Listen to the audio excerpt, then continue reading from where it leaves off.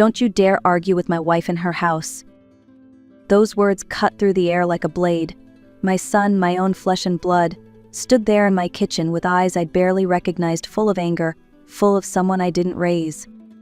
His name is Michael Porter, and at that moment, he wasn't the polite, thoughtful boy I had spent 35 years loving. He was a stranger. I stood frozen, one hand still holding the dish towel I had been using to dry the plates. The walls around me felt smaller, colder. This was the same kitchen where I had sung lullabies while stirring soup for my boys, the same place where birthdays were celebrated, where the smell of cinnamon rolls once filled every corner, and now it had turned into a battlefield. The worst part wasn't the yelling. It was what he said, her house. Those two words echoed in my head again and again. This wasn't her house, it was mine. I had built it from the ground up, brick by brick, year by year, with my bare hands and endless nights of sacrifice. But standing there, it suddenly didn't feel like my home anymore. Rachel, my daughter-in-law, crossed her arms and stood behind Michael with a quiet smirk. She didn't need to speak. Her expression said everything. She was winning. She had turned my own son against me. It all began over something so small, a few garden pots she decided to move. I had asked her gently not to touch the plants I had cared for since her husband was a child. I said it softly, kindly. But she looked me straight in the eye and told me, "This is my home too." That's when Michael exploded. I remember the way my heart pounded, the way my knees trembled. I wasn't angry, I was hurt, deeply hurt. Because that day, I realized something I never wanted to believe. The son I raised to be kind, respectful, and loyal no longer saw me as his mother. My name is Elaine Porter. I'm 68 years old. And that morning, standing in the kitchen of the house I built with my own two hands, I realized I had just lost something much greater than a simple argument. I had lost my place in my own home. People say a house is just walls and a roof, but for me, this one was built from my very soul. 35 years ago, my husband Harvey and I bought this piece of land. It wasn't much then, just a patch of dirt filled with rocks and weeds, but Harvey looked at it like it was gold. He said, "Elaine, one day we'll raise our boys here. This will be our home." I believed him because Harvey was a man who kept his promises. We didn't have much money, so we started small. For the first 5 years, we lived in a tiny trailer parked right where the front yard is now. I remember cooking on a little gas stove while Harvey worked long hours in construction. Every dollar he earned, we saved for bricks, nails, cement. On weekends, he'd bring home leftover materials from job sites, and together we'd build, one wall at a time. I wasn't just his helper, I was his partner. During the day, I worked as a housekeeper and seamstress. At night, I baked pies to sell at the Sunday market. Some nights, my hands bled from scrubbing floors, but I didn't mind. Every ache and blister meant we were one step closer to finishing our dream. When our first son, Michael, was born, I thought I'd never been happier. He had Harvey's smile, soft, patient, full of hope. A few years later came Adam, our second boy. Suddenly, our small world was filled with laughter, spilled milk, and muddy shoes running through the yard. Those were the best years of my life. Then tragedy struck. Harvey died in a work accident when the boys were still young. The day they brought me his hard hat, I thought my life had ended.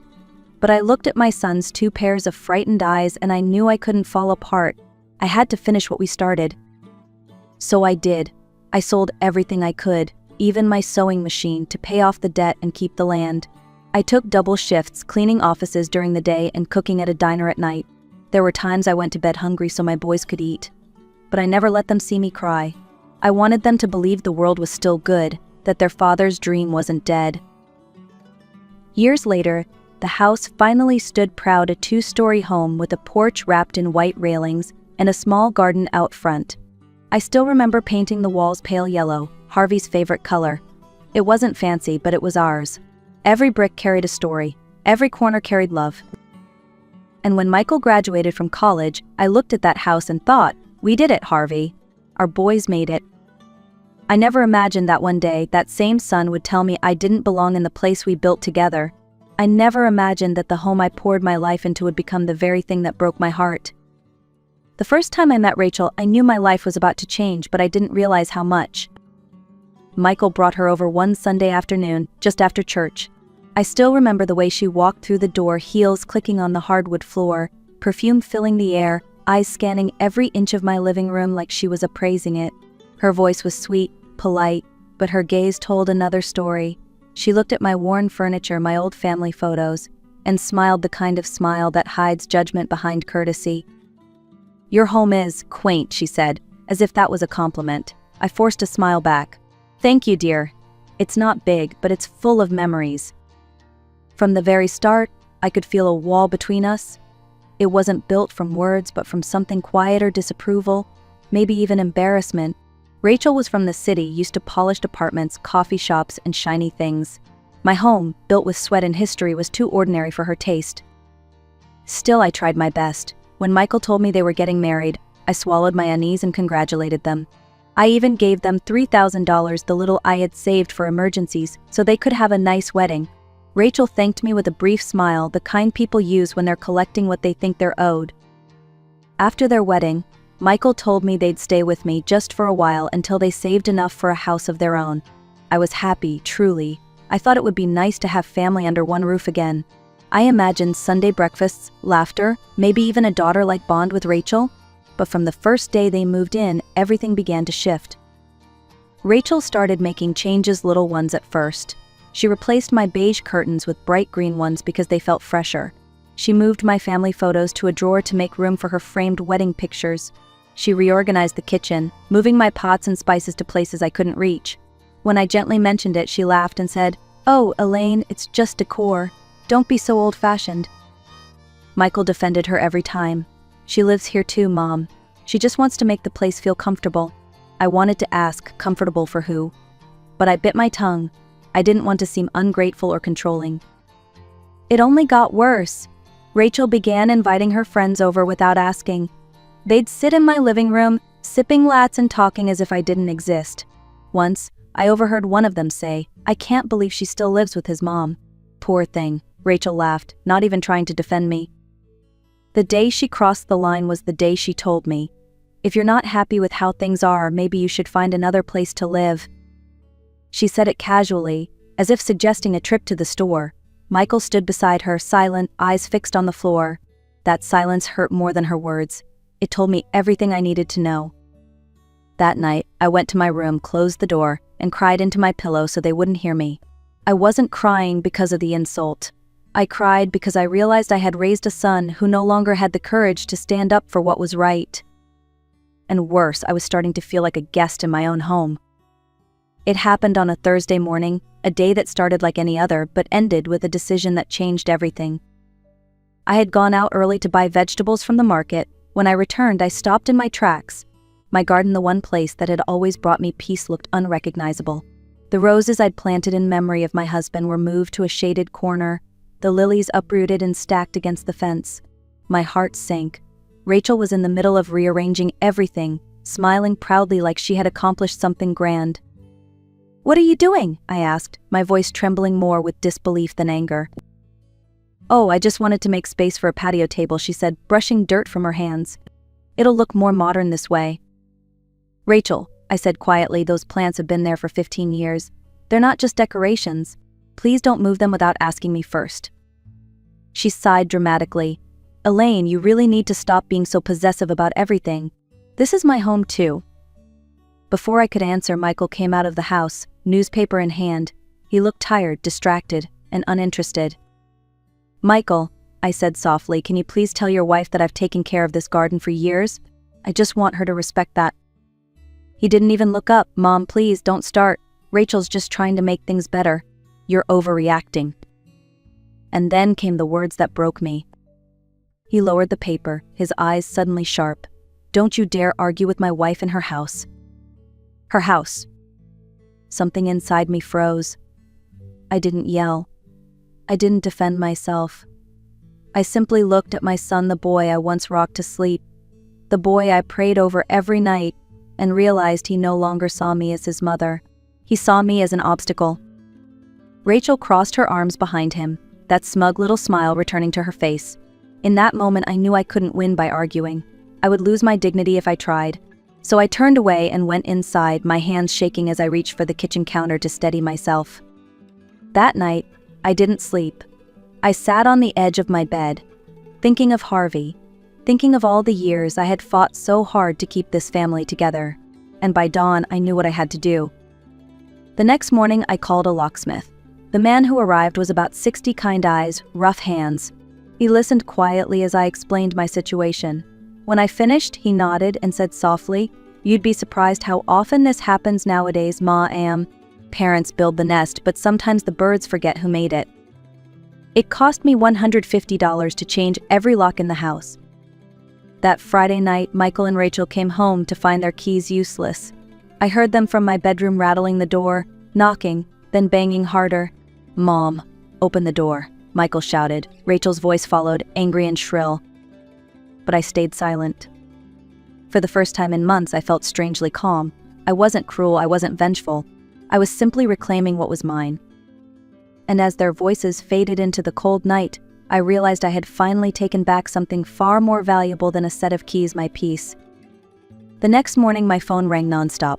Michael's voice on the other end was a mix of anger and desperation. "Mom, what were you thinking? You can't just lock us out like that." I stayed calm. "Michael, I didn't lock you out. I locked disrespect out." He groaned. "Please, Mom, we don't have anywhere to go. The hotels are expensive and Rachel has work on Monday.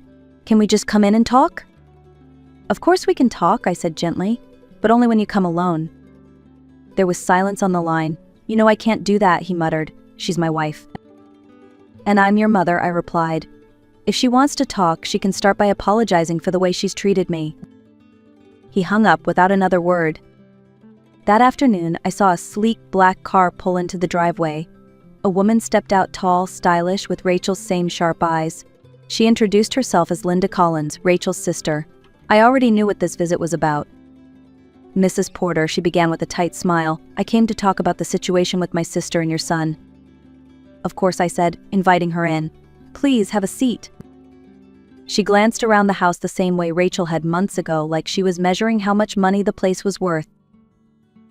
"Look," she said, crossing her legs. "Rachel's a good person. She may have said things she didn't mean, but this whole thing has gotten out of hand.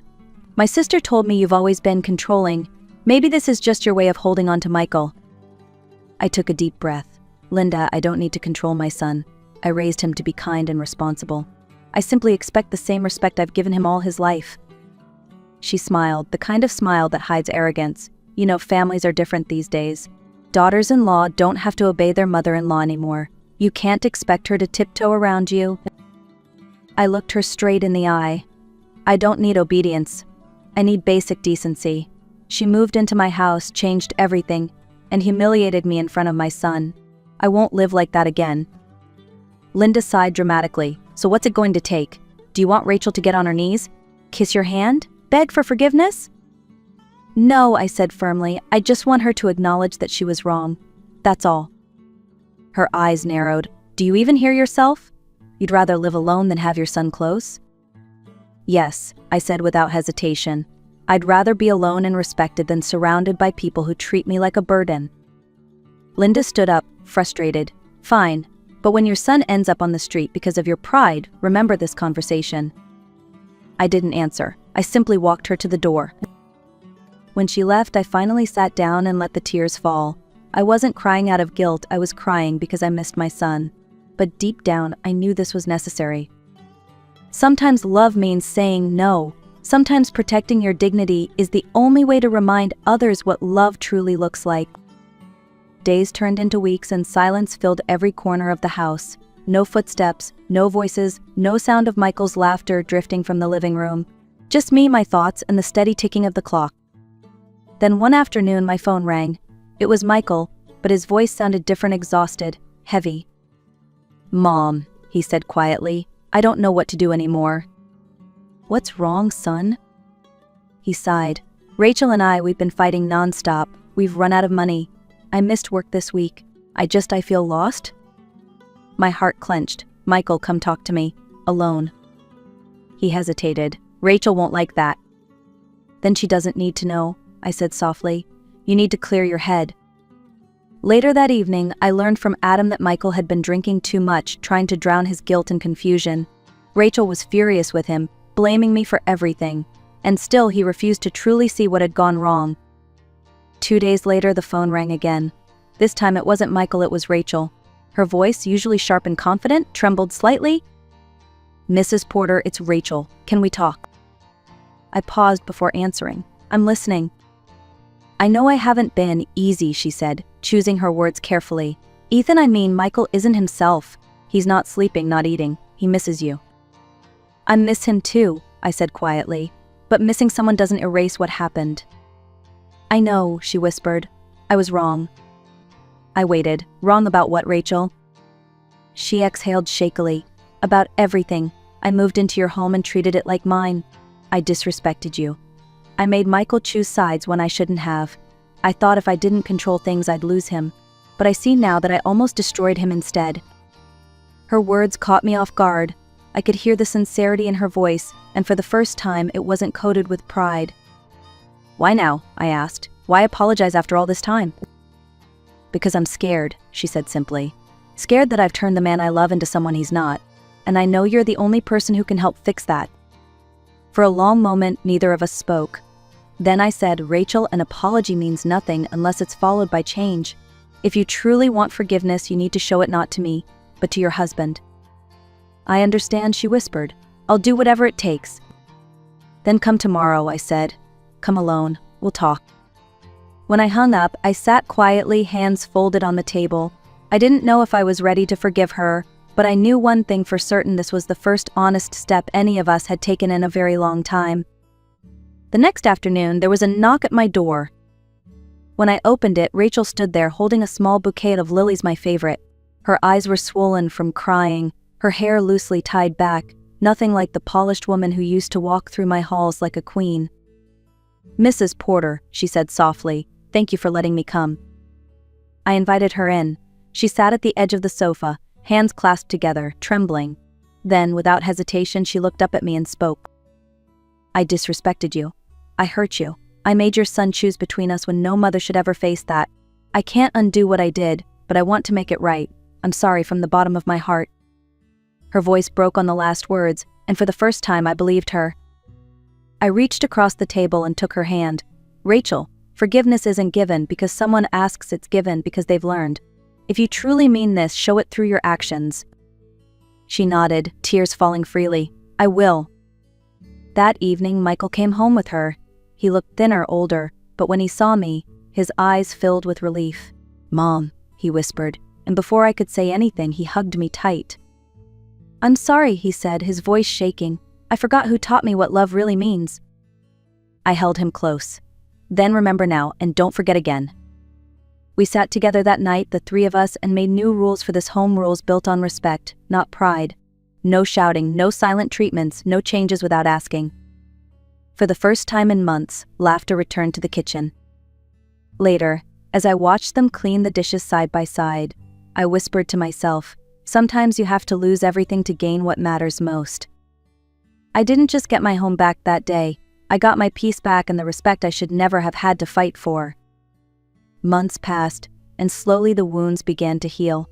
Life inside the house returned to something I thought I had lost forever: quiet, steady, and full of small, genuine kindnesses. Rachel kept her word. She asked before changing anything, helped me with the cooking, and never raised her voice again. Sometimes, while we folded laundry together, she would tell me stories about her childhood, the loneliness, the chaos after her parents' divorce, the fear of never belonging anywhere. I finally understood her. She wasn't cruel by nature. She was just a woman who didn't know what real family looked like, until she came here. Michael also changed. He no longer took sides. When disagreements happened, he listened instead of shouting. Sometimes I'd find him sitting with Rachel in the garden, helping her water the same flowers she once uprooted. There was peace now, not perfection, but something better: mutual respect. One afternoon, Rachel approached me as I was trimming the roses. She looked thoughtful. "Elaine," she said softly, "can I ask you something?" "Of course." "How did you do it? How did you stay so strong when we hurt you like that?" I smiled faintly. When you've lived through losing a husband, raising 2 boys alone, and building a home from dust, you learn that strength isn't loud, it's quiet. It's the voice that says, "I deserve respect," even when no one else believes it. Rachel nodded slowly. "You taught me that. I thought strength meant control, but now I know it means patience." That evening, I sat on the porch with my coffee. the sun setting behind the trees Harvey once planted. I could almost hear his voice whisper, "You did it, Elaine." I smiled. He was right. This home wasn't just bricks and wood, it was the story of my life. Proof that dignity and love can survive even the harshest storms. To anyone listening to my story today, remember this: respect is not something you beg for, it's something you uphold. And sometimes the bravest act of love is standing firm when the world expects you to bow. If my story touched your heart, don't forget to like, share, and tell me where you're watching from. Because no matter where you are, everyone deserves a home built not just with love but with dignity. A year later, my house looked almost exactly the same as it did before. Same yellow walls, same white porch rails, but the feeling inside was different. Softer, warmer. The air no longer carried tension, it carried laughter. Every Saturday, Michael and Rachel joined me for breakfast. Rachel would bring pastries from the bakery down the street, and Michael would make coffee just the way I liked it, strong, black, and honest. We'd sit around the kitchen table, telling stories about Harvey, about their early marriage, about all the small things that once caused so much pain but now felt so distant. Sometimes I'd catch Rachel watching me quietly. One morning, she finally said, "You know, Elaine, when we first moved in, I thought you wanted control, but now I realize all you wanted was peace." I smiled. Peace is what every mother wants for her home, but it has to be earned by everyone who lives in it. She nodded, and there was no defensiveness in her eyes this time, only understanding. That afternoon, I went out to the garden to water my plants. The same roses that had once been tossed aside now bloomed brighter than ever. As I knelt to pull out a few weeds, I heard footsteps behind me. Rachel was there, holding a small clay pot. Inside it was a single white lily. "I thought this would look nice here," she said gently, "but only if you agree." I looked up at her and smiled. "Let's plant it together." As we pressed the soil around the lily, I realized something I hadn't before. Forgiveness isn't a single moment, it's a choice you keep making one day at a time. When the last petal brushed my hand, I whispered, "Welcome home." Because now, after everything, after the shouting, the silence, and the tears, the house finally felt like a home again. And maybe that was Harvey's dream all along, not just a roof over our heads, but a place where love could be rebuilt, brick by brick, once more. If you've stayed with me until this point, thank you. This story wasn't just about a house, or about conflict between a mother-in-law and her son's wife. It was about boundaries, dignity, and the courage it takes to protect your peace, even when it means standing alone. Elaine's journey reminds us that love without respect becomes dependence, and kindness without limits turns into weakness. Sometimes the most loving thing you can do for your children, for your family, and for yourself is to say enough. When you set boundaries, people might call you cold, proud, or unforgiving. But in truth, you're teaching others how to treat you. Elaine didn't rebuild her home through anger or revenge, she did it through self-respect, patience, and the quiet strength of a woman who refused to be erased in her own story. Months later, when her son Michael came to visit with Rachel, laughter filled those walls again, not because she surrendered, but because she stood firm. And from that firmness grew understanding. If you've ever felt invisible in your own home, remember, you have the right to peace. You have the right to be respected, and it's never too late to take your power back, kindly but firmly. Now, tell me in the comments, what would you have done if you were in Elaine's place? Don't forget to like this video, share it with someone who needs to hear this message, and subscribe for more real-life stories about strength, boundaries, and redemption. Because here on The Art of Revenge, every story reminds us, sometimes the sweetest revenge is simply finding peace and never letting anyone take it away again.